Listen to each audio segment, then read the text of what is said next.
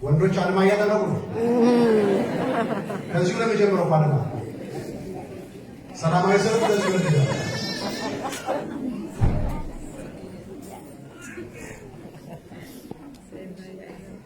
አንዳንዱ መሀል ላይ ያለውን ሰው ላለመሳም ዘሎ እዛ ጋር ይመስል እያየኋቸው ነው ይገባቸው።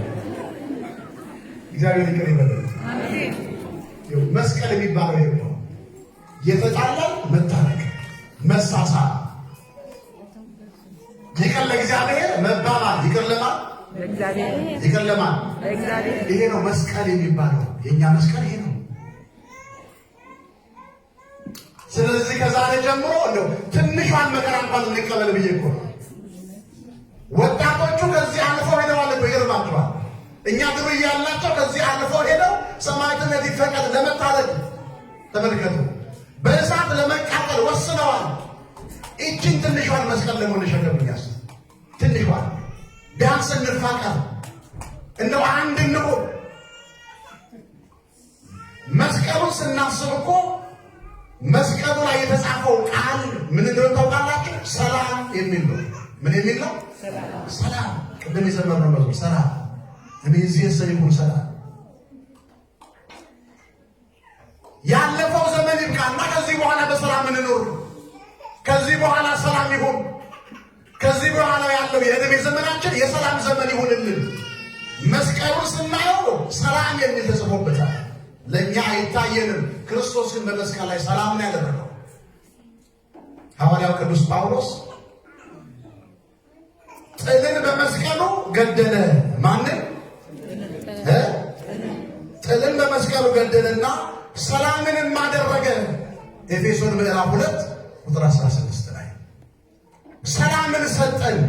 መስቀሉን ስናይ የራሳችንን መስቀል ሰላም የሚል ተጽፎበታል። እኛ ግን ሰላማውያን ሰላምን ተሸክመን ሰላም የሌለን ሰዎች ይገርማል።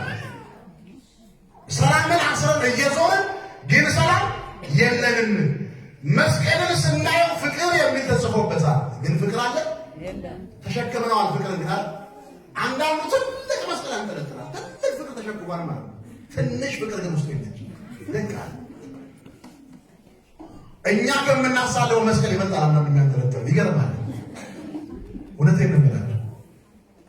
ሸፍኖት እዚህ ውስጥ ይሄዳል። በወፍራም ገመድ በመቁጠሪያም ሊሆን ይችላል። ትልቁን ፍቅር እዚህ ውስጥ ተሸክሞ ትንሽ ፍቅር ልብ ውስጥ ግን የለችም። እኛ መያዝ እናውቅበታለን። መኖር የማንችልበት ኢትዮጵያውያን ሁለት ለመያዝ አንደኛ ነን፣ ለማንጠልጠል አንደኛ ነን። እንኖርበት ሲባል ግን ዜሮ። ስለዚህ መስቀሉ ስናየው ፍቅር የሚል ተጽፎበታል። የፍቅር ሰዎች ልንሆን ይገባል። ያንጠለጠለው ፍቅር ስለሆነ ክርስቶስ የሞተው ስለ ፍቅር ነው። አባ ሰረይሎቁ በመስቀል ላይ ሆነው የሚያደርጉትን አያውቁምና ይቅር በላቸው። ይህንን ያንጠለጠለው መስቀል የያዝ ነው። ሊገባን ይገባል። ፍቅር በውስጣችን ሊገባ እንተርጉመው። መስቀሉን ስናየው እያስተዋላችሁ ነው። መስቀሉን ስናየው ሕይወት የሚል ተጽፎበታል። ምን የሚል ሕይወት? ሰው እንዴት ሕይወት በእጁ ይዞ ይሞታል? የሚደንቀው ደግሞ ይሄ ነው። መድኃኒት በእጁ ይዞ እንዴት ሰው ይታመማል? ሕይወትን በእጁ ይዞ በአንገቱ አንጠልጥሎ እንዴት ሰው ይታመማል? አንድ ሰው አንዲት ሴት ቤት ውስጥ ድሃ ቤት ገብቶ አንድ ትልቅ በፍሬም የተሰራ ፖስታ ተንጠልጥሏል። ይቺ ሴት ድሃ ናት፣ በድህነት የምትኖር ናት። ግን አንድ ትልቅ ባለሀብት ቤት ገብታ ተቀጥራ ትኖር ነበርና ያቺ ባለሀብት ሴት ደግሞ ሀብቷን የምታወሰው ማንም የለም፣ ዘመድ አዝማድ የላትም። ትታመምና ያቺ ባለሀብት ትሞታለች። ስትሞት አነጋጋሪ የሆነው ሀብቷን ማን ይወርሳል የሚል ማን ይወርስ? ከመሞቷ በፊት ግን ደብዳቤ ጽፋ በፖስታ አሽጋ ለዚች ለድሃ ይህን ደብዳቤ አስቀምጪው፣ ለማን ልስጠው? ለማንም የራስሽ ነው፣ አስቀምጪው። አሁን እንዳታዩ፣ አንድ ቀን ግን ይጠቅምሻል። እኔ ከሞትኩ በኋላ ግን ደብዳቤውን ይወዳታለች። አሁን እቺ ድሃ የእመቤቷ አደራ ነውና ያንን ደብዳቤ በፖስታ የታሸገውን ትልቅ ፍሬም አሰርታበት እዛ ውስጥ አስቀምጠዋለች። ባለጸጋዋ ሞተች። ሀብቷን የሚወርስ መነጋገሪያ ሆነ። ማን ይውረስ? ቢፈለግ ዘመድ ጠፋ፣ ቢፈለግ ጠፋ፣ መንግስት ወረሰው። አሁን ያቺ ደሃ ወደ ቀድሞ ጎጆዋ ሄደች። ዝናብ እንኳን ከሰማይ ሲወርድ የምትጠለልበት አልነበረም። ጎጆዋ የፈራረሰ ጎጆ ነው። እዛ ሄዳ ተኝታ ዝናብ ሲፈራረቅባት፣ በሽታው ሲፈራረቅባት፣ መራብ መጠማቱ ሲበረታባት ለሞት እያቃሰተች እያለች ድንገት በዚያኛል አንድ ሰው ይሰማል። ጎራ ሲል ወድቃለች። እዛ ጭቃ ውስጥ የተኛችው ያቺ ደሃ ዙሪያዋን ምንም ነገር የለም። ሮጠ ሄደና ዶክተር ጠራ። ዶክተር መጣና አያት፣ መረመራት። የሚገርመውና የሚደንቀው ነገር ህመማ በጣም በርትቶባት ነበርና በዚያው በሞት አሸለበች። ዶክተሩ ድንገት እዛ ጭሳሳ ጎጆዋ ውስጥ ሲዞር ግድግዳ ላይ በፍሬም የተዘጋጀ ፖስታ ያገኛል። ምንድን ነው ይህ ፖስታ ብሎ ከውስጡ አውጥቶ ከፍቶ ሲያነበው ምን ይላል? እኔ ገሌ የምባል ባለጸጋ ስሞት በውስጥም በውጭም በሀገር ውስጥም በውጭ ሀገር ያለ ንብረቴን አጠቃላይ ይህች በቤቴ የምትሰራ ድሃ ትውረስ። መንግስትም ሀገርም በሚያውቀው ማህተም አትማ ፈርማ የሰጠቻት ደብዳቤ ነበር። ዶክተሩ ገረመው። ይቺ ድሃ ሀብት በእጇ ይዛ ድሃ መሆንን ለምን መረጠች? ጥያቄ ፈጠረበት። ህይወት በእጇ ይዛ ሞትን ለምን መረጠች? ዛሬም እኛ እንደዚህ ነን እኮ። ህይወትን በእጃችን ይዘናል፣ ግን ሞትን የመረጥን ሰዎች ነን። መስቀሉን ስናየው ህይወት የሚል ተጽፎበታል።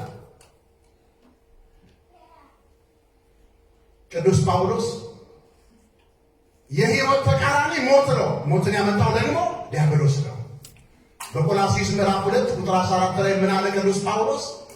በትእዛዛት የተጻፈው በእኛም ላይ የነበረው የዕዳ ጽሕፈት የሞት ጽሕፈት ደመሰሰው አለና እሱንም በመስቀል ጠርቆ ከመንገድ አስወግዶታል።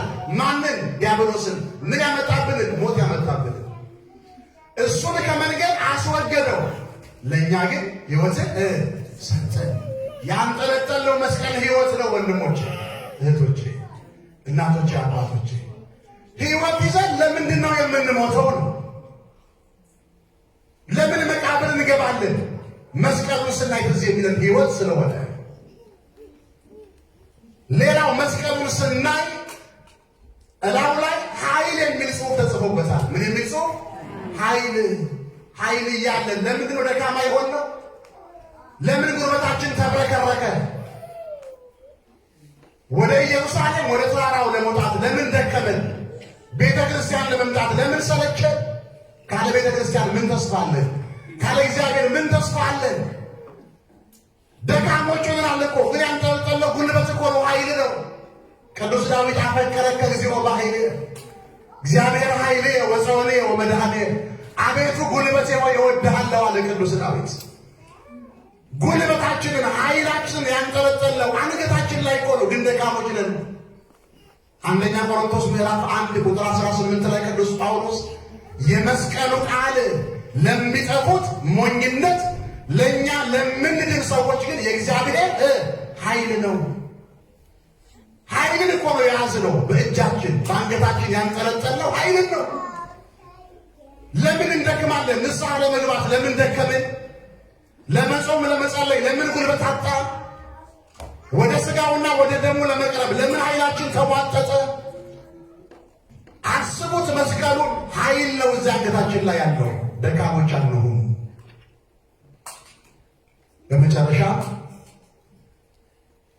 ይሄ ያንጠለጠልነው መስቀል የእንጨት ቢሆን ጌታ የተሰቀለበት፣ የብረት ቢሆን ጌታ የተቸነከረበት፣ የወርቅ ቢሆን ሰብአ ሰገል እጅ መንሻ ቀረቡለት። ወርቅ ንጹሕ ነው፣ ንጹሐ ባህሪ ነው ብለን ስንመሰክር ቤተ ክርስቲያናችን እንኳን አይደለም ያንጠለጠልነው መስቀል፣ እኛ ራሳችን መስቀልን እጃችሁን ዘርጉ ሲል ሲዘርጉ ይኸው እግረ መንገዱ እንደዚህ ያደርጋል እንዳለ